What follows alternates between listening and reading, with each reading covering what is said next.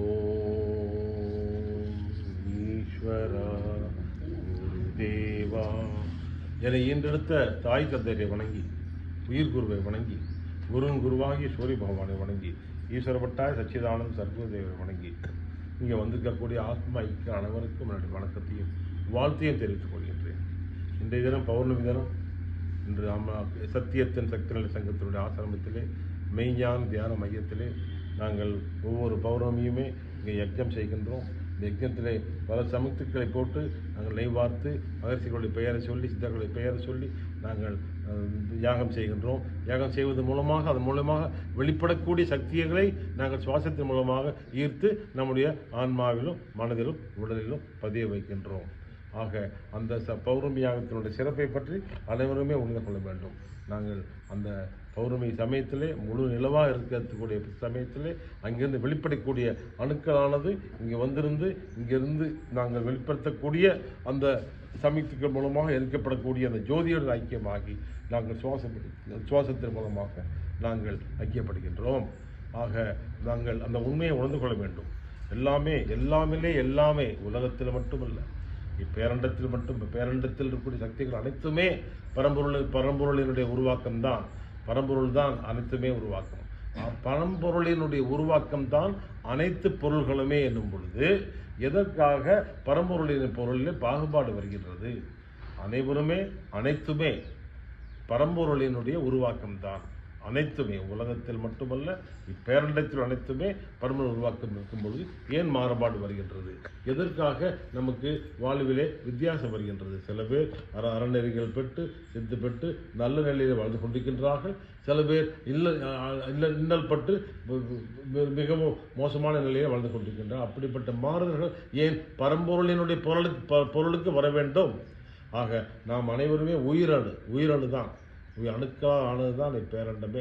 அந்த உயிரணுவானது என்ன ஆகின்றது சொன்னால், செயல்பட்டு பல செயல்கள் மூலமாக அது ஜீவிதம் பெறுகின்றது. உயிரணு ஜீவிதம் பெற்று பல வழித்தொடர்கள் மூலமாக பல ஆயிரம் ஆண்டுகள் அல்ல, லட்சம் ஆண்டுகளில் கோடிக்கணக்கான ஆண்டுகளாக பல வழித்தொடர் மூலமாக ஜீவன் பெற்று ஜீவாத்மாவாகி நாங்கள் உயிருடன் வாழ்ந்து கொண்டிருக்கின்றோம். அந்த உயிரணுவானது சேர்க்கின்றது. ஒவ்வொரு உயிரணுமே சேர்க்கின்றது. எப்படிப்பட்ட சேர்க்கையை சேர்க்கின்ற சொன்னால், இப்பேரண்டத்திலே பறந்துள்ள உயிரணுக்களை நம்முடைய ஃப்ரீக்குவன்சி மூலமாக, நம்முடைய தொடர்பின் மூலமாக அந்த அணுக்களை சேர்த்து நாங்கள் உருவாகிறோம், உடல் பிம்பமாகின்றோம், இந்த உலகிலே வாழ்ந்து கொண்டிருக்கின்றோம். எப்படிப்பட்ட வாழ்க்கையை வாழ்கின்றோம்? ஒவ்வொருவரும் ஒவ்வொரு விதமான வாழ்க்கையை வாழ்கின்றோம். காரணம் என்னவென்று சொன்னால், ஒவ்வொருவரும் ஒவ்வொரு விதமான உயிரணுக்களை சேர்க்கை செய்கின்றோம். அந்த உயிரணுக்களுடைய சுவாசம்தான் அனைத்துமே. ஒவ்வொரு உயிரணுக்குமே சுவாசம் இருக்கின்றது. இந்த சுவாசத்தின் அடிப்படையில் தான் செயல்பாடுகள் நடைபெறுகின்றது. உயிரணுக்களுடைய சுவாசத்தின் மூலமாக செயல்பாடுகள் நடைபெறுவதன் மூலமாகத்தான் இந்த ஒவ்வொருவருக்குமே ஒவ்வொரு மாறுதல் ஏற்படுகின்றது. நாங்கள் அதை உணர்ந்து கொண்டு இந்த சூரிய பகவானுடைய சக்தியை நாங்கள் எடுத்துக்கொண்டு நாங்கள் ஒவ்வொரு கணமும் நல்ல உயிரணுக்களை ஈர்த்து நம்முடைய ஆத்மாவை புனிதமாக ஆக்க வேண்டும். இப்பொழுது சாக்கடை கழிவு இருக்கின்றது, கொசு இருக்கின்றது. கொசுக்கு ஆன்மா இருக்கின்றது, சாக்கடை கழிவுக்கு கூட அந்த உயிரணுக்கள் இருக்கின்றது, சுவாசம் இருக்கின்றது, சாக்கடை கழிவு கூட இருக்கின்றது. அப்படி இருக்கும் பொழுது அவற்றின் மூலமாக நாங்கள் சக்தியை ஒவ்வொருவரும் எப்படிப்பட்ட சக்தி எடுக்கின்றோம், ஒவ்வொன்றும் எப்படிப்பட்ட சக்தி எடுக்கின்றது, அதை பொறுத்து தான் அவங்களுடைய செயல்பாடுகள். ஆகவே மகரிஷிகளுடைய அந்த ஈர்ப்பை நாங்கள் பெற வேண்டும். இப்பொழுது நாங்கள் இந்த ஈர்ப்பை பெறும் பொழுது இந்த தொடர் எப்படி ஏற்படுகிறது சொன்னால், உயிரணுவானது நாங்கள் அதனுடைய குணாதிசயன்படி செயல்படுகின்றது. சித்தநிலை எப்படி ஏற்படுகின்றது என்று சொன்னால், நாங்கள் 7 ஜென்மங்கள் வைத்திருக்கின்றோம். இந்த நம்முடைய சேகரிப்பு, நம்முடைய அமிலத்தன்மையானது 7 ஜென்மங்களாக நாங்கள் சேகரித்த சேர்க்கை தான். 7 ஜென்மங்களாக நாங்கள் சேகரித்த சேர்க்கையினுடைய செயல்பாடுகள் தான் நம்முடைய செயல்பாடுகள் அனைத்துமே. ஆக அப்படி செயல்பாடு நடைபெறும் பொழுது இந்த 7 ஜென்மங்களுடைய தொடரை சித்தர்கள் வழித்தொடர் மூலமாக அறிந்து கொள்கின்றார்கள். ஒவ்வொரு ஜென்மத்தின் தொடரையுமே தியானத்தின் மூலமாக சித்தர்கள் அறிந்து கொண்டு சித்தநிலை பெறுகின்றார்கள். சித்தநிலை பெறுவது மட்டுமல்ல, அதுக்கு அடுத்த நிலை என்னவென்று சொன்னால் மண்டலமாகவே உருவாகின்றார்கள். சப்தரிஷி மண்டலங்கள் என்று சொல்கின்றோம். சப்த ரிஷிகளுக்கு மண்டலம் இருக்கின்றது. இந்த சப்த ரிஷிகளே மனிதனாக இருந்துதான் அவர்கள் ரிஷி சக்தி பெற்று மண்டலமாகவே உருவாகி இந்த பால்வழி மண்டலத்திலே அந்த மண்டலமாக இருக்கின்றார்கள். அப்படிப்பட்ட சக்தி நிலையை பெற்ற சப்த ரிஷிகளைப் போல ஒவ்வொரு மனிதனாலும் ஆக முடியும் என்று குருதேவர் சொல்கின்றார். நாங்கள் அந்த 7 ஜென்மங்களையும் நாங்கள் எடுத்த அந்த அமில சக்தியை நாங்கள் உணர்ந்து கொண்டு அதன்படி நல்ல அமில சக்தியை சேர்த்து நல்ல சுவாசத்தை வெளிப்படுத்தி நாங்கள் அது மூலமாக மண்டலமாகவே நாங்கள் அனைவருமே உருவாகிறோம். அந்த சக்தி ஒவ்வொரு மனிதருக்கும் இருக்கின்றது என்று குருதேவர் சொல்லியிருக்கின்றார்கள். அதன்படி நாங்கள் அந்த இயற்கையினுடைய சக்தியை உணர்ந்து கொண்டு இயற்கையினுடைய சீற்றம் ஏற்படுகிறது என்று சொன்னால் இயற்கையை நாங்கள் பாழ்படுத்துகின்றோம், மாசுபடுத்துகின்றோம். அதனால்தான் இயற்கை சீற்றம் கொண்டு நம்மை அது திருப்பி தாக்குகின்றது. இயற்கையினுடைய சட்டம் என்னவென்று சொன்னால், ஒரு செயல்பாடு இருக்கின்ற சொன்னால் செயல்பாடுகளுக்கு பிரதிபலிப்பு ஏற்படுகின்றது. ஒவ்வொரு செயல்பாட்டுக்கும் ஒரு பிரதிபலிப்பு ஏற்படுகின்றது. ஆக நல்ல செயல்பாட்டு செய்தால் நல்ல பிரதிபலிப்பு நமக்கு ஏற்படும்.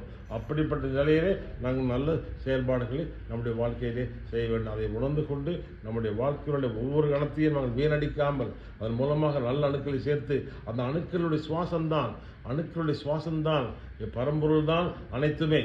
பரம்பொருள் தான் அனைத்துமே இருக்கும் பொழுது அந்த பரம்பொருளில் இருக்கக்கூடிய அணுக்களுடைய சுவாசத்தின் மூலமாக தான் செயல்பாடுகள் ஏற்படுகின்றது. அணுக்களுடைய சுவாசம் நல்ல சுவாசம் இருக்க வேண்டும் என்று சொன்னால் நல்ல அணுக்களை நாங்கள் சேகரிக்க வேண்டும்.